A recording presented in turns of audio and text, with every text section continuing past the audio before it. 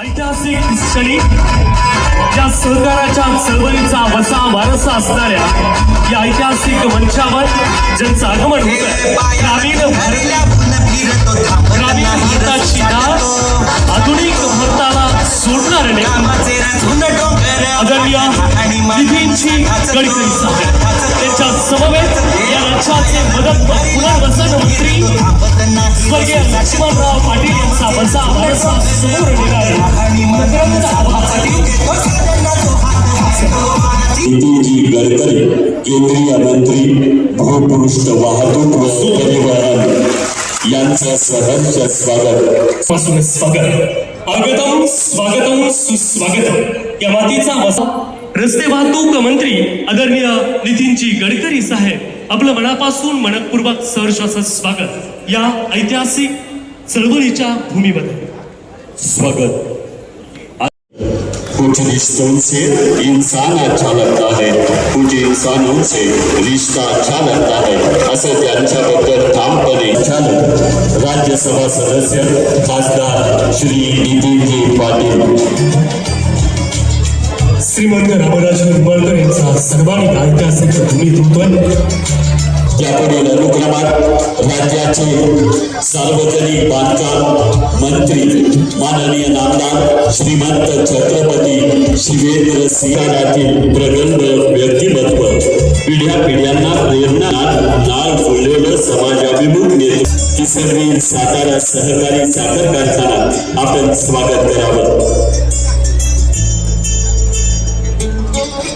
सहकारी साखर कारखानदारीला आधारभूत असलेले कर्तबगार मार्गदर्शक आपल्या महाराष्ट्र राज्याच्या विधान परिषदेचे माजी सभापती आदरणीय रामराजेसाहेब निंबाळकर आपल्या या किसनवीर परिवाराला विनंतीला मान देऊन उपस्थित असणारे राज्याचे सार्वजनिक मंत्री श्रीमंत छत्रपती शिवेंद्रराजे महाराज बाबा महाराज त्याचबरोबर आपल्या कारखान्याचे चेअरमन आणि मदत पुनर्वसन मंत्री मकरंदाबा पाटील लोकसभेचे खासदार श्रीमंत छत्रपती उदयनराजे भोसले राज्यसभेचे खासदार नितीन काका पाटील माजी मंत्री बाळासाहेब शिंदे प्रभागाची तालुक्यातील सर्व कार्यक्षेत्रातून उपस्थित असणारे प्रमुख कार्यकर्ते माता भगिनी तरुण मित्र आणि पत्रकार बंधूंनो किसनवीर कारखान्याच्या दृष्टिकोनातून आजचा दिवस अतिशय महत्वाचा दिवस आहे। सुवर्ण अक्षराने लिहिला पाहिजे असा दिवस आहे।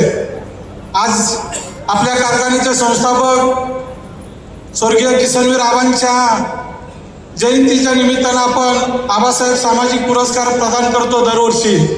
हा पुरस्कार यावर्षी आपण गडकरी साहेबांना त्या ठिकाणी देण्याचा निर्णय संचालक मंडळाने घेतला आणि नितीन काकांनी साहेबांची भेट घेऊन त्या ठिकाणी साहेबांना विनंती केली आणि साहेबांनी येण्याचं मान्य केलं। आपल्याला 9 तारीख दिलेली होती, परंतु वातावरण खराब असल्यामुळे त्या दिवशी पुण्यावरून त्यांना येता आलं नाही, त्यामुळे तो कार्यक्रम आपण आज या ठिकाणी घेतोय। आज मला सांगायला निश्चितपणानं आनंद वाटतो की एवढं उत्तुंग व्यक्तिमत्व ज्या किसनवीर आबांनी या जामच्या माळावर हा कारखाना उभा केला।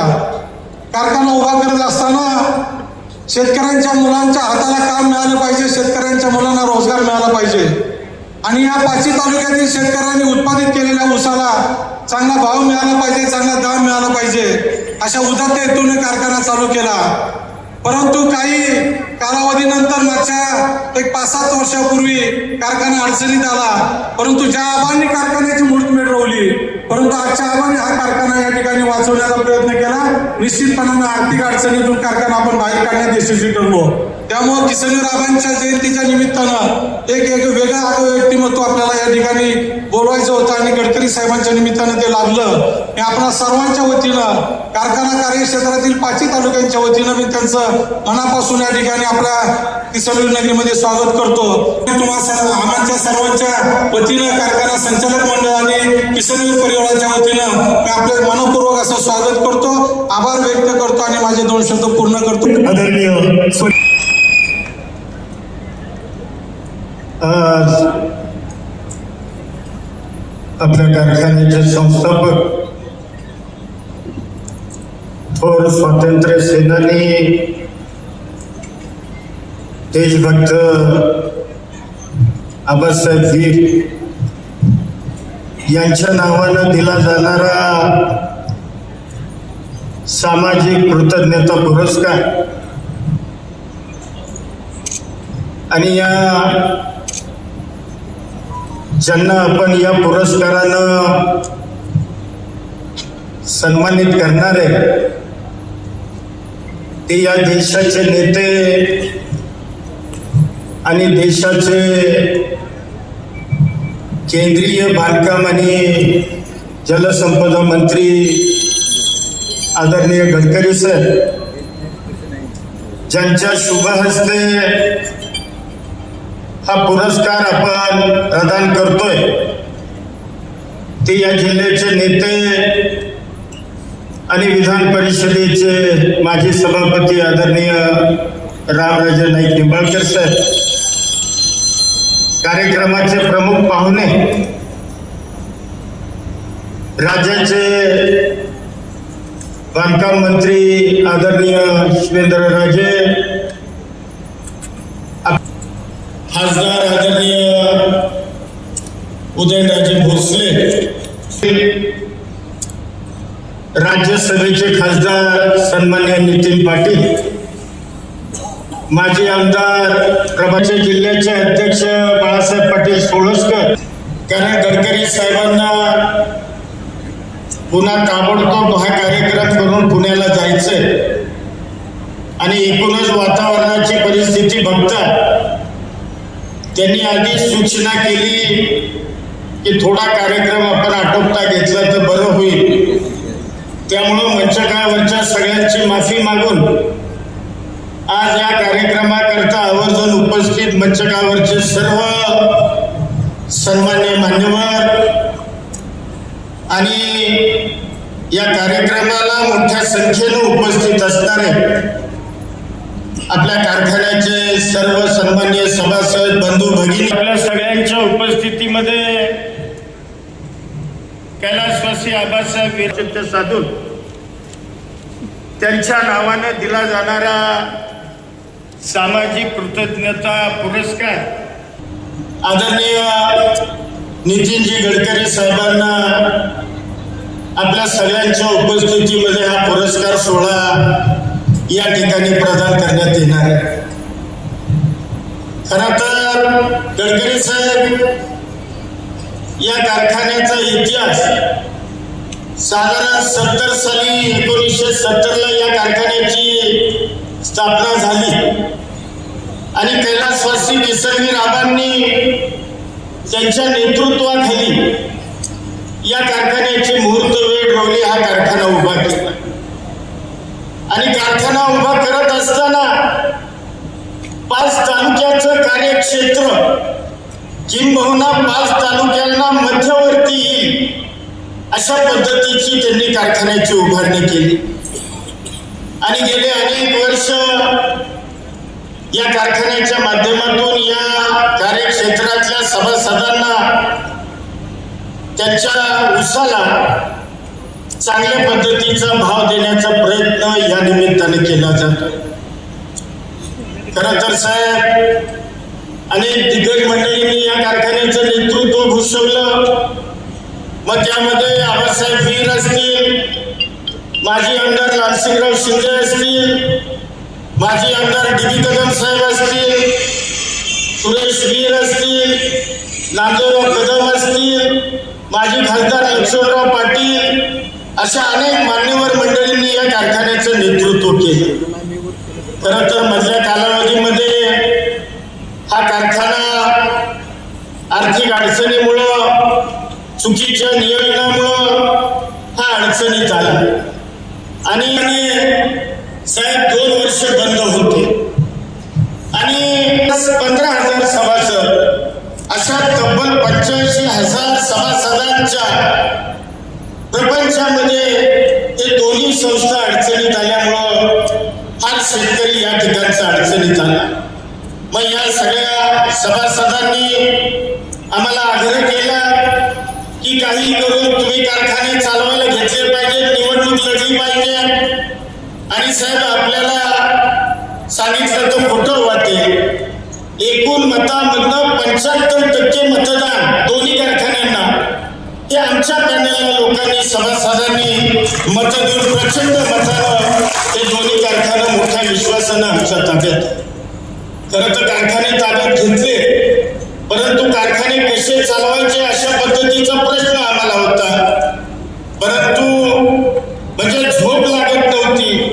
पवार साहेबांच्याकडे वारंवार चक्रा मारायचो, सरकारच्या दारी साहेब आम्ही सातत्याने जात होतो. परंतु शेवट अजितदादा असतील, आपलं महायुतीचं सरकार असेल, यांनी तब्बल 467 कोटी रुपयाची थकामी आपल्या या कारखान्याला दिली. आणि आपण बघताय हे दोन्ही कारखाने गेले 4 वर्ष आमच्या मार्गदर्शनाखाली या सर्व सभासदांच्या पाठबळावर हे कारखाने अतिशय साहेब व्यवस्थित चालू आहे. या वर्षीचं 3350 रुपये दर आम्ही या कारखान्याच्या कार्यक्षेत्रातल्या सभासदांना देण्याचा प्रयत्न केलाय.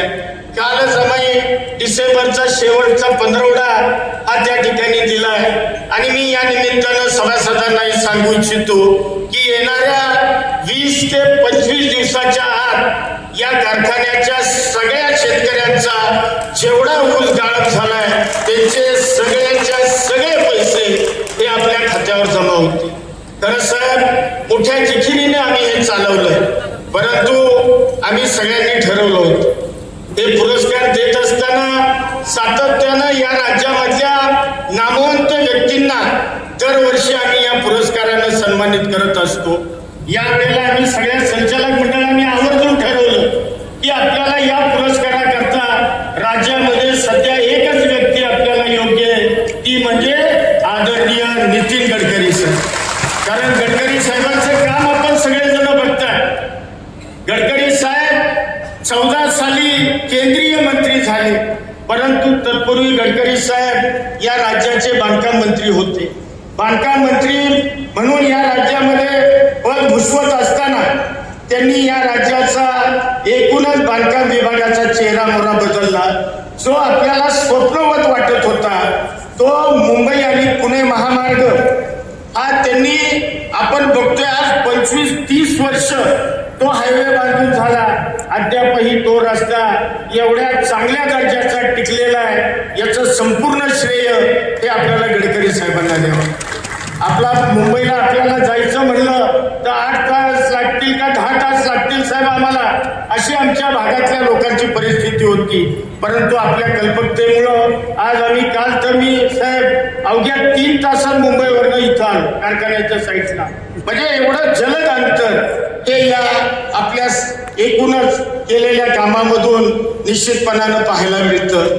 आज आपण त्या ठिकाणी केंद्रामध्ये नेतृत्व करताय आणि आपलं बांधकाम विभागाचं काम सगळ्या खेडेगावातल्या जरी एखाद्या अडाणी माणसाला विचारलं तरी आपलं नाव त्याच्या तोंडी आहे की गडकरी साहेब, की ज्या गडकरी साहेबांनी या राज्यातले सगळे महामार्ग असतील, या राज्यातलं सगळं इन्फ्रास्ट्रक्चर असेल, पायाभूत सुविधा असतील, त्याचबरोबर खरं तर त्यांची ओळख अशी आहे गडकरी साहेबांची की म्हणजे फ्लायओव्हर मॅन म्हणून गडकरी साहेबांची ओळख ही त्या ठिकाणी संपूर्ण देशभर आणि राज्यभर आहे. आणि निश्चितपणानं जलसंपदा विभागाच्या माध्यमातून सुद्धा त्यांनी या राज्यामध्ये अनेक प्रकल्पांना पैसे केंद्रामधून देण्याचा प्रयत्न केला.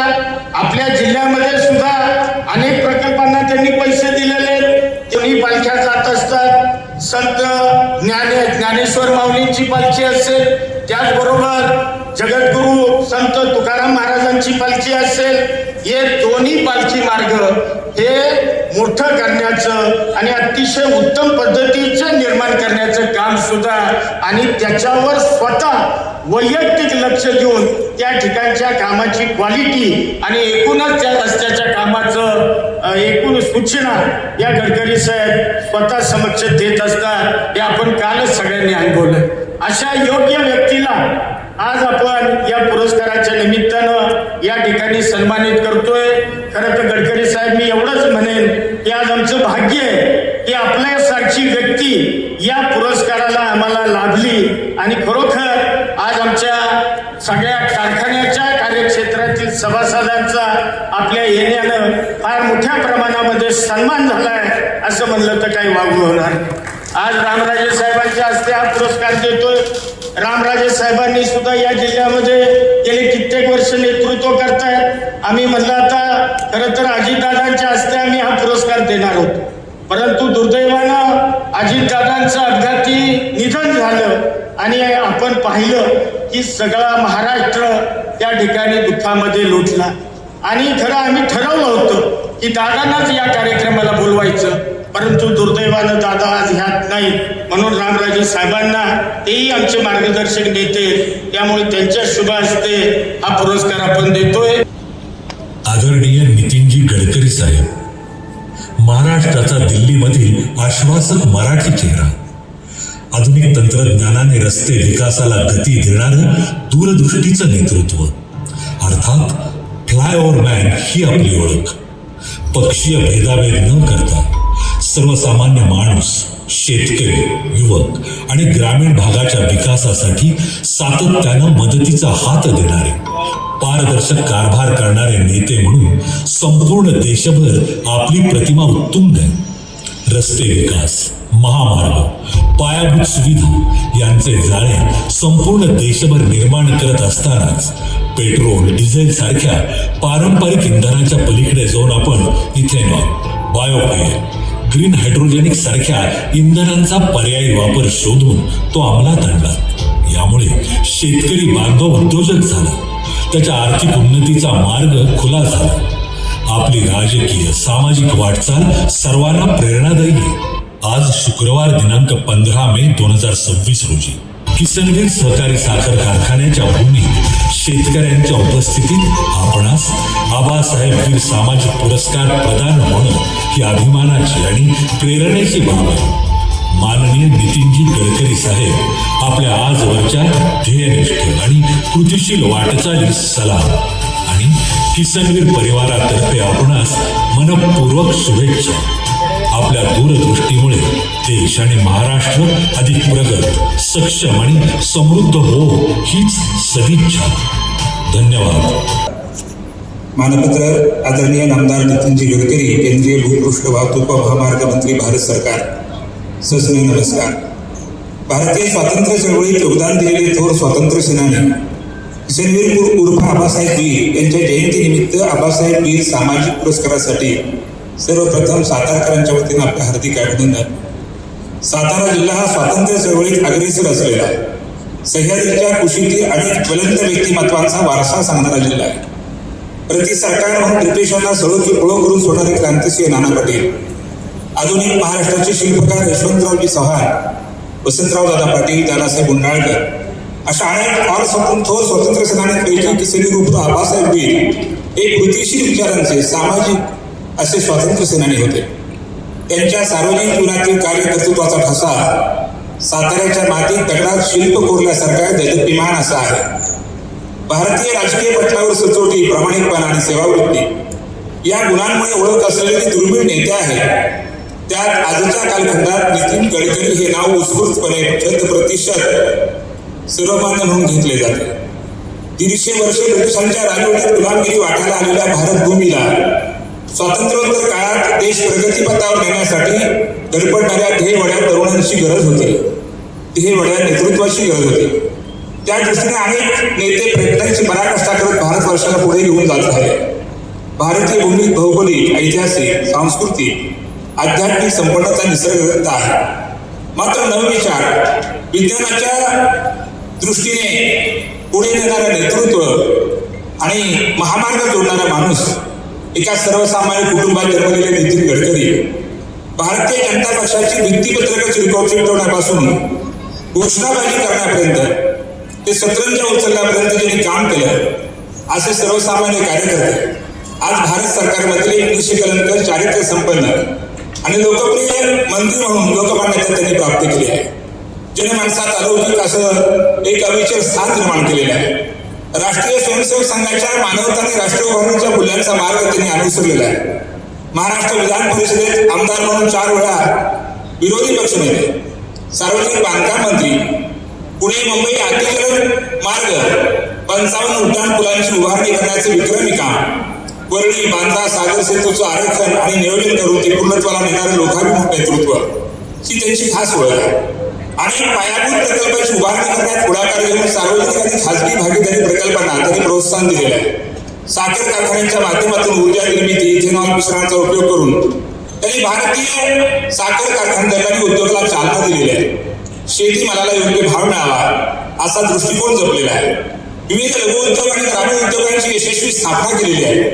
राष्ट्रीय महामार्ग आणि जहाज उद्योग खात्याचे मंत्री म्हणून काम करताना त्यांच्या कारकिर्दीत रस्ते बांधणीचा वेग 3 किलोमीटर प्रति दिनावरून 30 किलोमीटर प्रतिदिनावरती नेण्याचं ऐतिहासिक काम त्यांनी केलेलं आहे. जलसंसाधन, नदी विकास, गंगा शुद्धीकरण या खात्यांचा अतिरिक्त पदभार सांभाळून कारकिर्दीमध्ये नमामि गंगे प्रकल्पाची सुरुवात त्यांनी केली. लोकसभाला प्राधान्य दिलं. अवघ्या 6 महिन्यामध्ये 11 राज्यातील 16 नद्यांच्या संदर्भातील पाणी तंटे सोडवले. देशात पहिल्यांदा गंगा नदीवरून वाराणसीतील कोलकाता या मार्गाने कंटेनरची अंतर्गत जलवाहतूक आपण सुरू केली. रस्त्यावरील अपघाताचं प्रमाण 50% कमी करण्याचा निर्धार नितीन गडकरी साहेबांनी केला. आंतरराष्ट्रीय मानकांची पूर्तता करणारे महामार्ग बांधणं आणि जगभर पालन केल्या जाणाऱ्या रस्ता सुरक्षा कायद्याची अंमलबजावणी करणं हे ध्येय डोळ्यासमोर ठेवलं. त्याप्रमाणे ध्येय धोरण आखली. सूक्ष्म, लघु आणि मध्यम उद्योगांना प्रोत्साहन दिलं. लाखो तरुणांना, महिलांना रोजगार उपलब्ध करून दिला. खादी आणि ग्रामोद्योग उद्योगांना चालना दिली. हरित तंत्रज्ञान, कर्ज विमा, डिजिटल पेमेंट अशा अनेक योजना सुरू केल्या. नैतिक अधिष्ठान आणि आधुनिक भारतीय प्रगतीतील अविरत सामाजिक योगदान यांच्यामुळे आज साहेबांचं व्यक्तिमत्व राजकीय सामाजिक पटलावर एक आयडॉल म्हणून ठरलेलं आहे. नव्या विज्ञानाच्या विश्वव्यापक कक्षा समजून घेऊन तंत्रज्ञान आणि जीवनाची पायाभूत जीवनमूल्य यांची निष्ठा कायम ठेवून लग्नाला गवसणी घालणं, 7 समुद्रावर परदेश यांच्या पलीकडे जाऊन मानवता आणि देशप्रेम जपणारा एक लोकनेत्यामध्ये भारतीय संसदेतील अजात शत्रू व्यक्तिमत्व म्हणून आबासाहेब सामाजिक पुरस्काराच्या निमित्ताने त्यांना आज माननीय माजी सभापती रामराजे निंबाळकर साहेब आणि मान्यवरांच्या हस्ते साताऱ्याचे आपले खासदार उदयनराजे भोसले, शिवराजे भोसले, खासदार नितीनकाका पाटील, मकरंद पाटील या मान्यवरांच्या उपस्थितीमध्ये आजच्या या सोहळ्यामध्ये उपस्थित आहेत. त्यांना आम्ही विनंती करतो की थोर देशभक्त किसनवीर बाबासाहेब वीर यांच्या नावानं असला हा सामाजिक पुरस्कार देताना आम्हा सर्वांनाच आपल्याबद्दलचा अतिशय आदर आणि आनंद वाटत आहे. आपण या मानपत्राचा स्वीकार करावा अशी नम्र विनंती. व्यक्तिमत्वाला माननीय आमदार श्रीमंत रामराजे नाईक निंबाळकर, खासदार श्रीमंत छत्रपती उदयनराजे भोसले, नामदार मकरंदजी पाटील, माजी आमदार बाळासाहेब पाटील आणि मान्यवर प्रदान करतील पुरस्कार. देशाची प्रगती घडते. भारताच्या राजकारणात विकास पुरुष म्हणून ज्यांचं नाव आदराने घेतलं जातं, ग्रामीण भारतात आधुनिक भारताशी जोड देणार महान कार्य जे करतात ते किसनवीर सहकारी साखर कारखान्याच्या प्रांगणात आबासाहेब वीर सामाजिक पुरस्कार देऊन या ठिकाणी गौरवण्यात येत आहे. खऱ्या अर्थानं आम्हाला खऱ्या व्यक्तीला हा सर्वात मोठा किसनवीर सहकारी साखर कारखान्याच्या प्रांगणात हा पुरस्कार सामाजिक पुरस्काराचा वितरण सोहळा आपल्या किसनवीर सातारा सहकारी साखर कारखान्यात पार पडतोय. ज्यांना हा पुरस्कार देऊन सन्मानित करण्यात आले ते देशाचे ओळखलं जातं. ते आपले सर्वांचे लाडके माननीय केंद्रीय मंत्री या कारखान्याच्या प्रांगणामध्ये उपस्थित आहेत.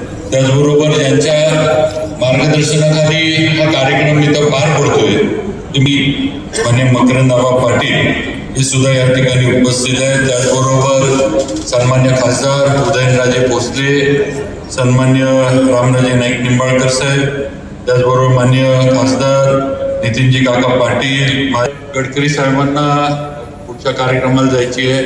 थोडं मी बोलायला ऐन वेळेचा पाहुणा म्हणून मी उभा राहिलोय, पण माझं एकच आहे, म्हणजे एवढा मोठा माणूस आपल्या इथं आला आणि एवढा नेता, दिलदार मनाचा नेता आपल्या इथं आला आणि सार्वजनिक बांधकाम मंत्री म्हणून मी त्यांच्याकडे काही मागितलं नाही.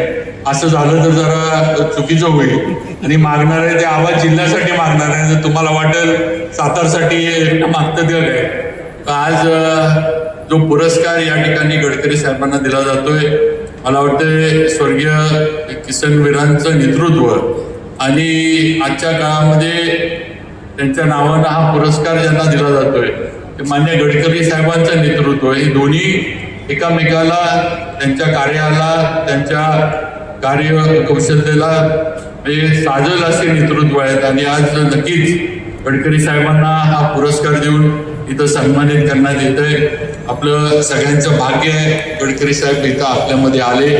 आणि आजच देवेंद्रजी फडणवीस साहेब मुख्यमंत्री पण साताऱ्यात होते, आपले कृषी मंत्री शिवराज सिंग चौहान साहेब पण साताऱ्यात होते. असा अतिशय दुग्ध शर्करा योग आज सातारा जिल्ह्याच्या साठी आहे असं म्हणावं लागेल. तर आज ज्या कारखान्यावर आपण आहे, आपला कारखाना असेल किंवा जिल्ह्यातले इतर कारखाने असतील, सगळी कारखानदारी परत एकदा अडचणीमध्ये आली. मी आहे, बाळासाहेब पाटील आहेत, सगळे इथं आहेत. त्याच्याबद्दल आज सुद्धा ज्याचा उल्लेख मकरंदाबांनी केला की कारखानदारीच्या अडचणींमध्ये लक्ष घालावं. या बाबतीत आम्ही सुद्धा जो कार्यक्रम साताऱ्यामध्ये झाला तिथं मुख्यमंत्र्यांना शिवराज सिंग चौहान साहेबांना विनंती केली आणि त्यांनी सुद्धा पुढच्या आठवड्यातच साखर कारखानदारीबद्दल अमित शहा साहेबांबरोबर बैठक घेण्याचं दिल्लीमध्ये कबूल केले. आणि कारखान्यांच्या पुढे जे प्रश्न आहेत, ऊस उत्पादकांसाठी जे निर्णय घ्यावे लागतील ते अमित शहा साहेबांशी चर्चा करून सहकार मंत्री म्हणून त्यांच्याशी सल्ला मसलत करून आपण घेऊ अशा पद्धतीचं घोषणा ही त्यांनी सातारच्या सभेमध्ये केली, मन करून दिली. हे ज्या पद्धतीनं मुंबई पुणे एक्सप्रेसवेचा उल्लेख हा नेहमी आपल्याशी जोडून केला जातो, त्याच पद्धतीनं आपण महाराष्ट्रातले अनेक महामार्ग हे आपल्या मार्गदर्शनाखाली आपल्या नियोजनातनं पूर्ण झाले ही वस्तुस्थिती आहे. आणि म्हणून देशाच्या भारताचे इन्फ्रामॅन म्हणून गडकरी साहेबांना देशभरामध्ये ओळखलं जातं. नुसतंच आपलं पुणे मुंबई नाही तर आज महाराष्ट्र असेल, दक्षिणेतली राज्य असतील किंवा अगदी लेह लडाख सारखी जम्मू काश्मीर मधले परिसर असेल, संपूर्ण भागामध्ये रस्त्याचं जाळं, बोगदे, टनल्स ज्याला आपण म्हणतो, फ्लायओव्हर हे निर्माण करण्याचं काम हे सन्मान्य गडकरी साहेबांनी केलं. आज CRF central road fund Gadkari साहेबांच्या माध्यमातून राज्यभरामध्ये आणि देशातच वाटला जातो, दिला जातो. याच्यातनं सुद्धा मला नक्की अगदी मनापासून अभिमान आहे या ठिकाणी सांगायला की आज आपल्या जिल्ह्याला सुद्धा आतापर्यंत 800 कोटी रुपये हे गडकरी साहेबांच्या माध्यमातून रस्त्यांसाठी आपल्याला सातारा जिल्ह्याला मिळाले.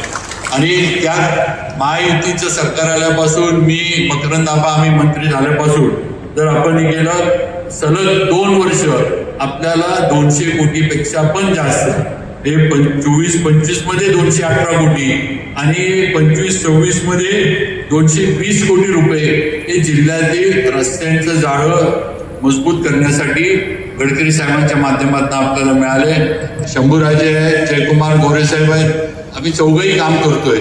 लोकांची अपेक्षा ही आता भारतीय जनता पार्टी असेल, राष्ट्रवादी असेल किंवा सेना असेल किंवा आपलं महायुतीचं सरकार आहे, जिल्ह्यातल्या लोकांची अपेक्षा आपल्या सरकारकडनं वाढलेली ही वस्तुस्थिती आहे. आज 4 मंत्रीपद आल्यामुळं लोकांची अपेक्षा आहे की मागं जे काही थोडा बॅकलॉग आमच्या जिल्ह्याचा पडला, आज सातारचं नाव तर मोठं आहे पण थोडं आम्ही मागं पडलो होतो ही वस्तुस्थिती आहे. आणि आज हा बॅकलॉग आमचा भरून निघावा, आमच्या जिल्ह्याची काही इन्फ्रास्ट्रक्चरच्या बाबतीतली जी स्वप्न आहेत ती स्वप्न जर पुरी करायची असतील तर गडकरी साहेब आपला हात त्याला लागल्याशिवाय ही स्वप्न आमची पूर्ण होऊ शकत नाही.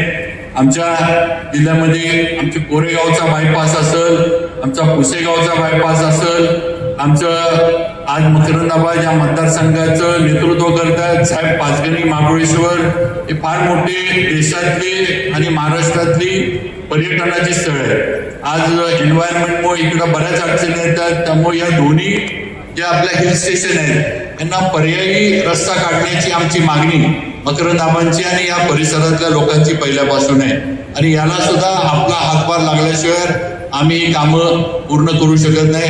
साहेब, दुसरी आमची एक विनंती आहे की आज आम्ही सगळे घाटमाथ्यावर आहे, आज पश्चिम घाटावर आम्ही आहे, आम्हाला या इकडनं कोकणात जायचं म्हटलं तर सगळीकडनं जे आहे ते घाटाशिवाय म्हणजे खाली उतरण्याशिवाय किंवा खालनं वर यायचं म्हटलं तर आम्हाला दुसरा घाटातनं जाण्याशिवाय पर्याय नाही. आम्ही एक नवीन एक नॅशनल NHच्या माध्यमातून गडकरी साहेब सर्वे केलाय, तो आपल्या पुढे आम्ही ठेवू. पण माझी विनंती आपल्याला एकच आहे की जसं आपण अनेक ठिकाणी टनल काढून म्हणजे बोगदे काढून जसं 2 विभाग जोडले, 2 नॅशनल हायवे जोडले, तसंच आमचा हा पुणे सातारा आणि कोकणातला गोवा हायवे या दोन्हीला बोगद्याच्या माध्यमातून आम्हाला जोडून द्यावं. म्हणजे 2 विभाग जे आहेत ते आमचे जोडले जातील आणि लोकांना सुद्धा या भागातनं तिकडं जे आहे ते जाता येणं शक्य होईल. तर ही सुद्धा जे आहे ह्याच्यामध्ये आपला जोपर्यंत आम्हाला आशीर्वाद मिळत नाही, आपला जोपर्यंत आम्हाला हातभार लागत नाही तोपर्यंत आम्ही पुढे जाऊ शकत नाही. त्यामुळे या दृष्टीनं आपण योग्य आम्हाला निर्णय द्यावे. दूरदृष्टी व्यक्तिमत्व, रस्ते, उद्योग, पर्यावरण, तंत्रज्ञान, आत्मनिर्भर भारताचं स्वप्न पाहणारं नेतृत्व आणि कर्तृत्व. आजच्या कार्यक्रमाचे अध्यक्ष आज विधानमंडळातील जुने ज्येष्ठ सहकारी आदरणीय रामराजे नाईक निंबाळकर, मदन व पुनर्वसन विभागाचे मंत्री आदरणीय मकरंद पाटील, माननीय मंत्री छत्रपती शिवेंद्रसिंहजी भोसले, माननीय खासदार माझे जुने सहकारी आदरणीय छत्रपती उदयनराजे भोसले, माननीय नितीन पाटील, माननीय प्रमोद शिंदे, माजी मंत्री बाळासाहेब पाटील, श्री जितेंद्र रण, सर्व नावं घेणं शक्य नाही कारण मलाही पण हेलिकॉप्टरने लवकर उडायचं आहे आणि आज वादळाची शक्यता आहे. त्यामुळे मी सगळ्यांची नावं घेऊ शकलो नाही, याबद्दल मला क्षमा करावी. सगळे उपस्थित मान्यवर आणि माझ्या शेतकरी बांधवांनो आणि बहिणी, सर्वप्रथम स्वातंत्र्यवीर देशभक्त आबासाहेब वीर सामाजिक पुरस्कार देऊन माझा गौरव केला याबद्दल मी आपल्या सगळ्यांचे आणि मंचावर बसलेल्या समितीच्या सदस्यांचे हात जोडून मनपूर्वक आभार मानतो आणि त्यांना खूप खूप धन्यवाद देतो. स्वातंत्र्यवीर आबासाहेब वीर सामाजिक पुरस्कार याचं नाव आहे. त्यांची सहकाराबद्दलची रचनात्मक दृष्टी, देशाबद्दलची राष्ट्रभक्ती मनामध्ये असणारी आणि इथल्या शेतकरी शेतमजुराच्या विकासाकरता असणारी तळमळ याचा इतिहास आपल्या सगळ्यांना प्रेरणादायी आहे. आपल्या देशाचा इतिहास हा अत्तराच्या सुगंधात गुलाब पाण्याने लिहिला गेलेला नाही आहे, रक्ताच्या धारोळ्यात, घामाच्या आणि परिश्रमाच्या थेंबांनी लिहिला गेला. जे बलिदान आपल्या स्वातंत्र्याकरता ज्या थोर वीरांनी केलं, ज्यामुळे आजचा दिवस आपल्याला बघायला मिळाला, या थोर स्वातंत्र्यवीरांपैकी आबासाहेब वीर एक होते. त्यांनी त्या काळात केलेला संघर्ष हा स्वाधीनतेकरता, पण स्वातंत्र्य मिळाल्यानंतर या देशाचा विकास झाला पाहिजे म्हणून रचनात्मक सहकार चळवळीच्या माध्यमातून, सहकार चळवळ ही महाराष्ट्राची विशेषता.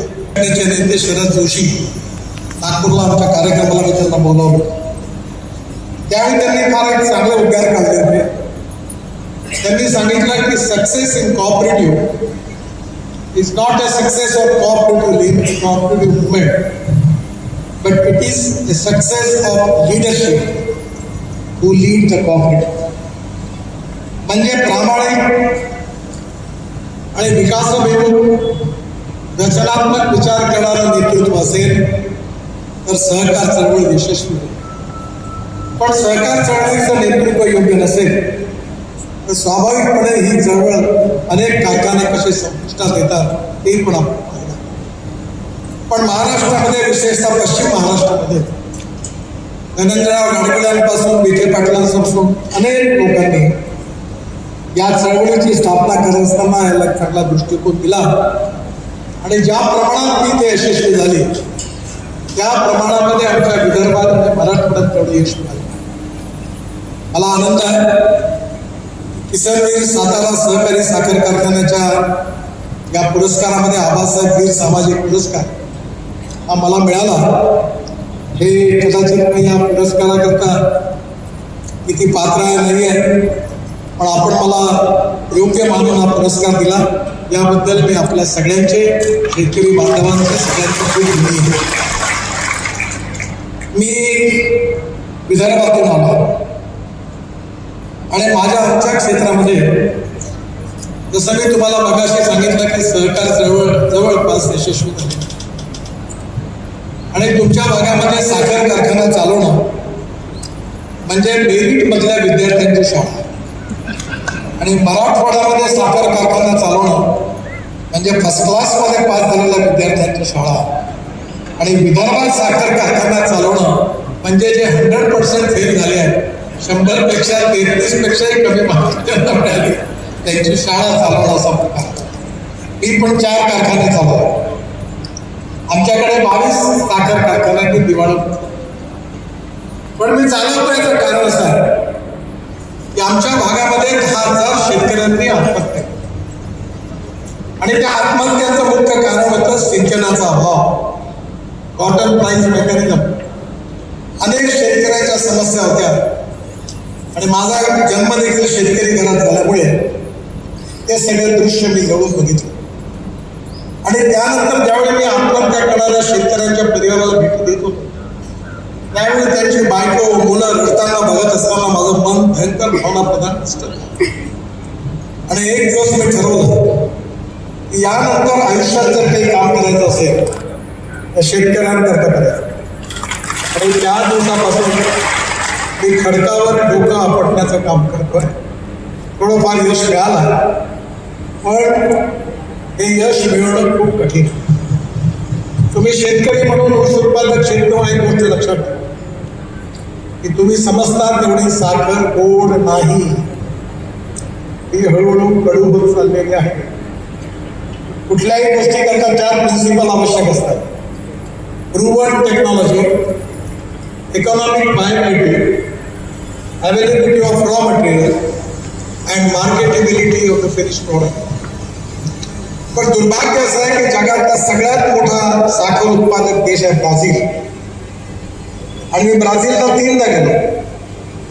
आदरणीय स्वर्गीय लक्ष्मणराव पाटील पण माझ्याबरोबर होते, त्यांचा माझा फार जवळचा संबंध होता, त्यावेळी ते पण माझ्याबरोबर होते आणि खऱ्या अर्थाने आज ब्राझीलमध्ये साखरेचं उत्पादन मूल्य हे 25 ते 26 रुपये किलो आहे आणि हिंदुस्थानमधल्या साखरेचं उत्पादन मूल्य हे 32 रुपये किलो आहे, 32-33 रुपये किलो. जर व्याज धरलं, कॅपिटलचा खर्च धरला तर साखरेमधून मुनाफा मिळवणं जवळपास अशक्य आहे. त्यामुळे जेव्हा साखर कारखाना अडचणीत येतो आणि साखर ऊस उत्पादकांना पैसे मिळत नाही तेव्हा नाराजी कारखान्यावर निर्माण होते. पण या सगळ्याच्या मागे जसं साखरेचं जे इकॉनॉमिक्स आहे त्याच्या अडचणी समजून घेण्याची आपल्या देशामध्ये पूर्वपरंपरागत प्रश्न आणि समस्या निर्माण झाली की कापूस स्वस्त आहे, कापड महाग. आपल्या देशामध्ये संत्र टमाटर स्वस्त आहे, ज्यूस महाग. आपल्या देशामध्ये गहू स्वस्त आहे पण ब्रेड बिस्किट महाग. आणि याचं कारण असं आहे की आपली इकॉनॉमी ही अर्बन सेंट्रिक आहे. करायला तयार नव्हती तेव्हा मी देवेंद्रजींना बोलून आग्रहाने सांगितलं की हा PPA करा. पण आता येणाऱ्या काळात ज्यांचा PPA संपणार आहे त्यांची ऊर्जेची पण कमाई कमी होणार आहे, नाहीच होणार. कारण 4 रुपये 70 पैसे भावात पावर परवडणार. त्यानंतर अन्नदाता, ऊर्जादाता, नंतर इंधनदाता हे जास्त महत्वाचं आहे की आपला शेतकरी पेट्रोल, डिझेल आणि गॅसचा पर्याय देऊ शकतो. आणि मी जे काही सांगतो आहे ते सगळं प्रूव्ह झालेलं आहे. मी जेव्हा 2004 पासून बोलत होतो लोक माझ्यावर विश्वास ठेवत, पण मी 2 गोष्टी महत्वाच्या लक्षात ठेवल्या आणि त्यातली पहिली गोष्ट कोणती होती ती म्हणजे knowledge as a power. Innovation, entrepreneurship, science, technology, research, skill and successful practices, we name it as knowledge. आणि देशामध्ये दरवर्षी 22 लाख कोटी रुपये देशाच्या बाहेर जातात आणि आपण petrol diesel fossil fuel import करतो. आपल्याला जेवढं एनर्जी लागते पेट्रोल डिझेलच्या रूपाने त्यातलं 87% एनर्जी आपण इम्पोर्ट करतो. तेव्हापासून मी सारखा पाठपुरावा करतोय 2004 पासून की या देशातला शेतकरी ऊर्जादाता झाला पाहिजे, इंधनदाता झाला पाहिजे. आणि आज मी ट्रान्सपोर्ट मंत्री मी असल्यामुळे माझ्यावर 100% विश्वास ठेवा. आज मी तुम्हाला सांगताना मला आनंद होतोय की आपल्या सरकारने पहिला निर्णय घेतला की इथेनॉल बनण्याचा इथेनॉल तयार करण्याचा निर्णय. मोलॅसिस पासून इथेनॉल, शुगरकेन ज्यूस पासून इथे आपण घेतलं जाणार आहे. आता इथेनॉल मधला सगळ्यात महत्वाचा प्रश्न असा आहे की इथेनॉलच्या बरोबर आपला शेतकरी विशेषतः इथेनॉल मोठ्या प्रमाणात निर्मित करू शकतो इथे क्षमता आहे. आणि म्हणून diversification of agriculture towards energy and power sector हे आपलं भविष्यातलं धोरण आहे. पण यामध्ये मी ट्रान्सपोर्ट मंत्री म्हणून तुम्हाला सांगतो की माझ्याकडे टोयॅटो कंपनीची इनोव्हा गेल्या 3 वर्षापासून आहे. ती 100% इथेनॉलवर चालते आणि चालता चालता ती 60% वीज तयार करते आणि 40% इथेनॉलवर चालते. आणि पेट्रोलच्या तुलनेत जर आपण ॲव्हरेज बघितलं तर 25 रुपये लिटर पेट्रोलचा भाव होतो. Pollution free, import substitute, cost effective, pollution free आणि इंडिजिनस. आणि आता मी मंत्री म्हणून मागे लागलो, पण आउट ऑफ बॉक्स कुठलीही गोष्ट करायला खूप अडचणी येतात. आज मला सांगताना आनंद होतो आहे की बजाज, TVS, हिरो होंडा यांच्या 100% इथेनॉलवर चालणाऱ्या मोटरसायकल तयार केल्या. ती 4 तारखेला पर्यावरण दिनाच्या दिवशी मारुती सुझुकीची गाडी 100% इथेनॉलवरची लॉन्च करणार आहे. टोयॅटो, मारुती, टाटा, महिंद्रा 12 कंपन्यांनी, हुंडाई या सगळ्यांनी आता 100% इथेनॉलवरच्या गाड्या आणलेल्या आहेत.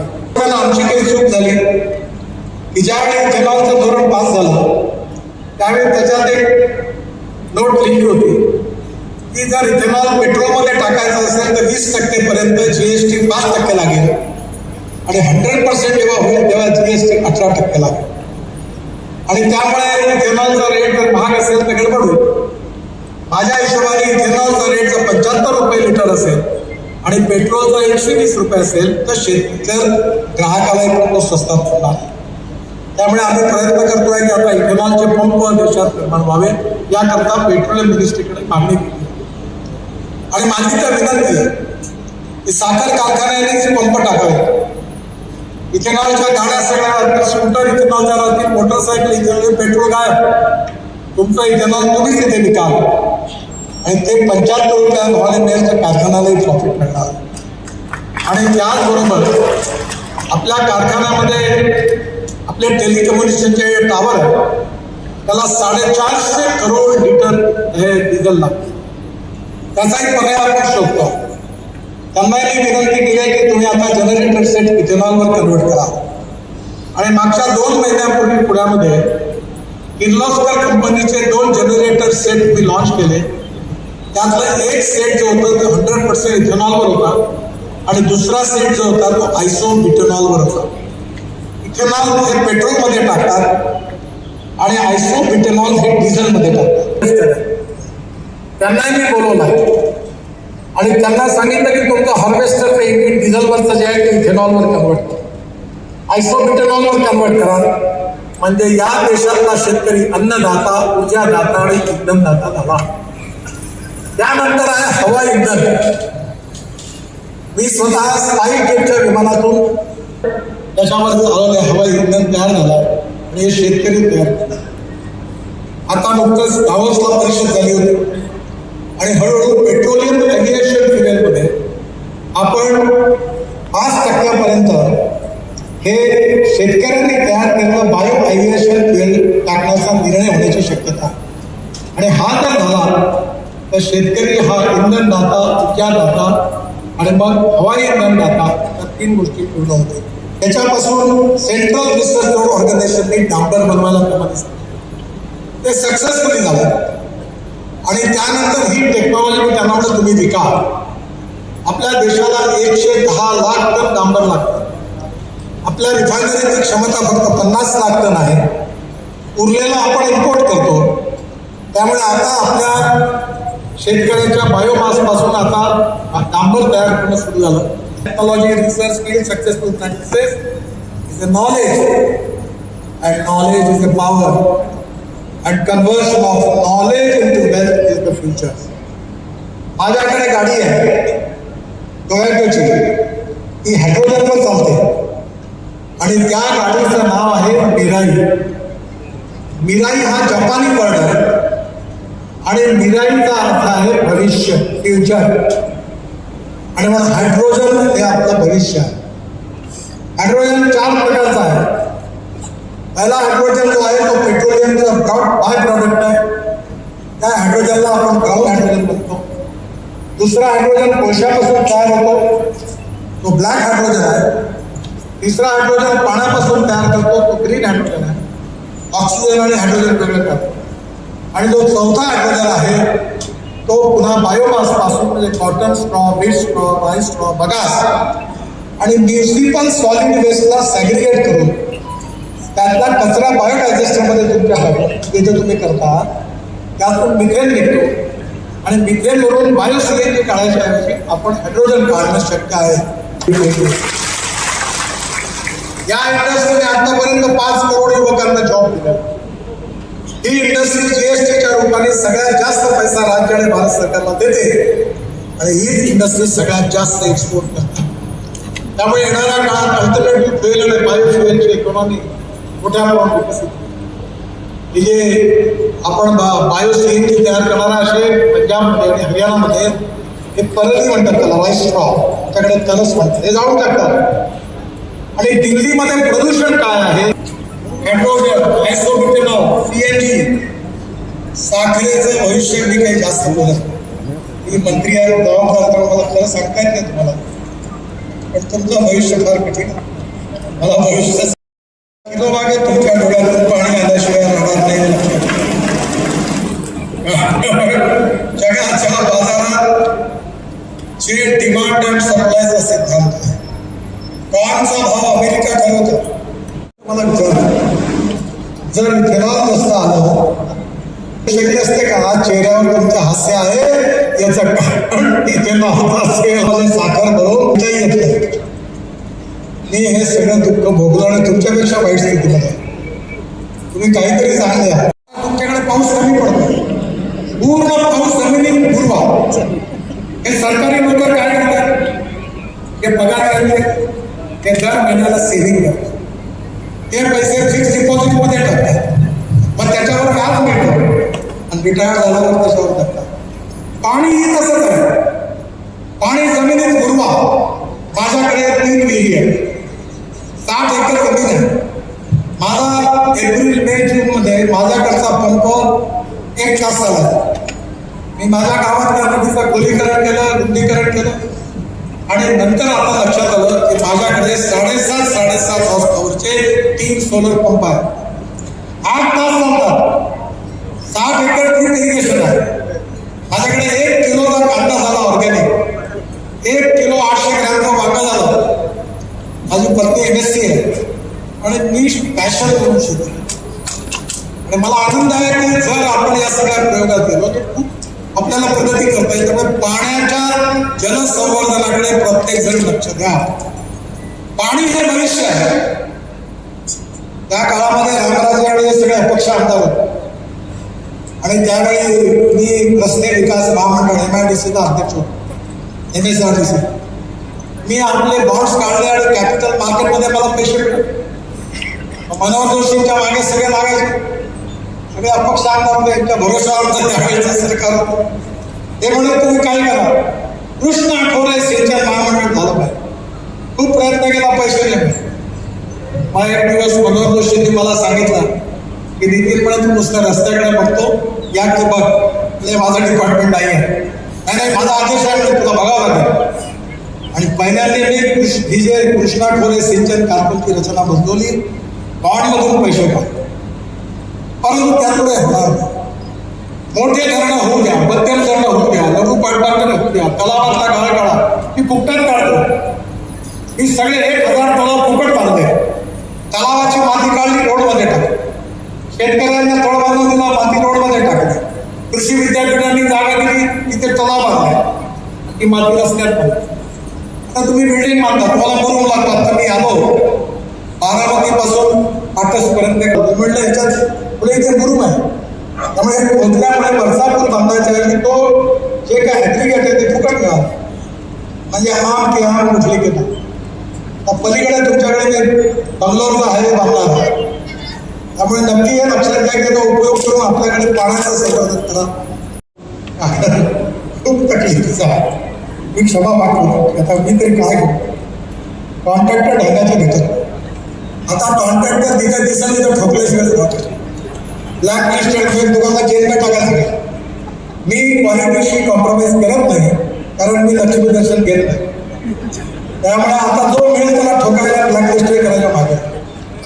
ते आता सगळे आपल्याकडे मशीन आहे, रस्त्यावर फिरवा, तुम्ही काळजी करू नका.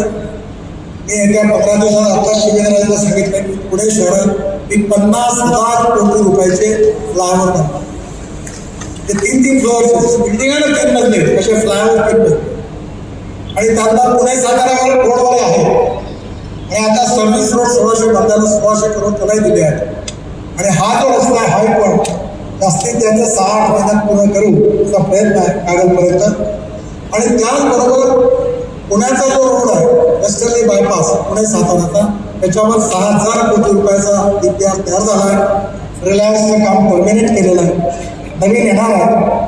आणि हा रस्ता पण चांगला करून पुण्यातून तुम्ही पुणे शहरातून 1 तासाच्या आत साताऱ्यात पोहोचाल अशी व्यवस्था करू. कॅबिनेटच्या मिटिंग करता महाबळेश्वरला आलो, टँकर उलटला, 12 तास बसलो. पण मी हे मॉडेल शोधलं की वरतून एक रस्ता आणि खालून एक रस्ता. पण आता मी NHAIचा मंत्री असल्यामुळे दोन्ही मोठमोठ्या टनेल बांधल्या. एक सुरू झाली, दुसरी पण जून-जुलैमध्ये त्यात पूर्ण होईल. मी उद्घाटनाला पुन्हा येईल आणि त्याच्याबरोबर पुण्यापर्यंत सगळा रोड सुंदर करणार. या पुण्यामध्ये 6000 कोटी त्याच्यावर पुणे सातारा रोडवर लावणार आहे. म्हणून तुमचा प्रश्न नक्की मिटेल. आणि अजून सांगतो, सातारावरून तुम्ही औरंगाबादला, संभाजीनगरला तुम्ही 3 ते 3.25 तासात पोहोचा. आता मी नवी मुंबई पुणे एक्सप्रेस हायवे बांधतोय अटल ब्रिजच्या पासून, त्यामुळे 1.5 तासात पुण्याच्या रिंग रोडवर आहे. आणि तिथून पलीकडे बंगलोरकडे जाणारा एक्सप्रेस हायवे बांधतोय द्रुतगती महामार्ग, मुंबईतून बंगलोर 5 तासात. त्यामुळे आज तुम्हाला विश्वास न पण ना विश्वास ठेवा माझ्यावर. दिल्ली ते डेहराडून 9 तास लागायचे, आता आम्ही उद्घाटन केलं आता 2 तासात. मला शुभेच्छा दिल्या. आणि जे आबासाहेब सामाजिक पुरस्कार ज्यांच्या नावाने आहे त्यांचं जीवन प्रेरणादायी आहे. ते क्रांतिकारक होते, देशभक्त होते, रचनात्मक कार्यकर्ते म्हणून सरकारजवळ त्यांनी उत्तम काम केलं. त्यांचा हा पुरस्कार मला समाजाकरता, देशाकरता, गरीब माणसाकरता, गाव गरीब मजदूर शेतकऱ्याच्या कल्याणाकरता काम करायची बुद्धी देईल, शक्ती देईल अशी त्यांच्यासाठी प्रार्थना करतो. आपल्या सगळ्यांना धन्यवाद देतो आणि माझं बोलणं संपवतो. नमस्कार. रंगी इंद्रधनुष्य दाखविणाऱ्या नेत्यांचं हार्दिक आभार आणि आभाराची